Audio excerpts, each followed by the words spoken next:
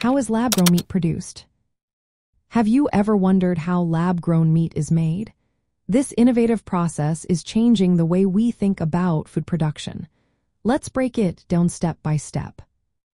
First, the journey begins with cell collection. Scientists take cells from animals, usually stem cells or satellite cells. These cells are special because they can turn into different types of meat cells, like muscle or fat.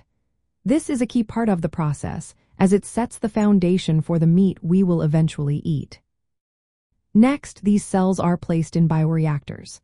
Think of bioreactors as large tanks that create a safe environment for the cells to grow. Inside, the cells receive nutrients through a culture medium, which helps them multiply and thrive.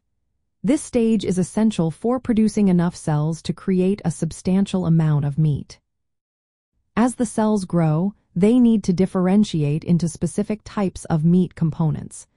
This is where the culture medium is adjusted to encourage this transformation. It is important to get this right to ensure the final product has the right texture and flavor.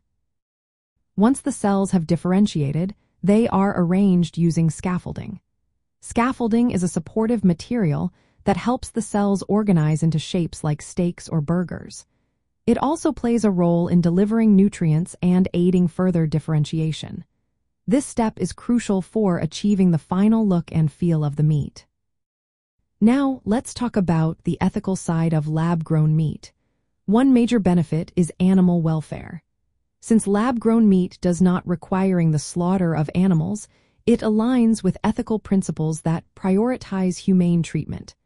This aspect is appealing to many who are concerned about animal rights. Another consideration is the environmental impact. Producing lab-grown meat often uses fewer resources than traditional farming. This means it can help reduce greenhouse gas emissions and conserve water, making it a more sustainable option. However, there are also ethical discussions around consumer acceptance and access to this technology. Not everyone may be on board with lab-grown meat, and there are concerns about how it might affect traditional farming communities. These discussions are important as we move forward with this new way of producing food. In summary, lab-grown meat is produced through a fascinating process that raises important ethical questions. As technology advances, it will be essential to keep these discussions going to ensure a future that benefits both people and the planet.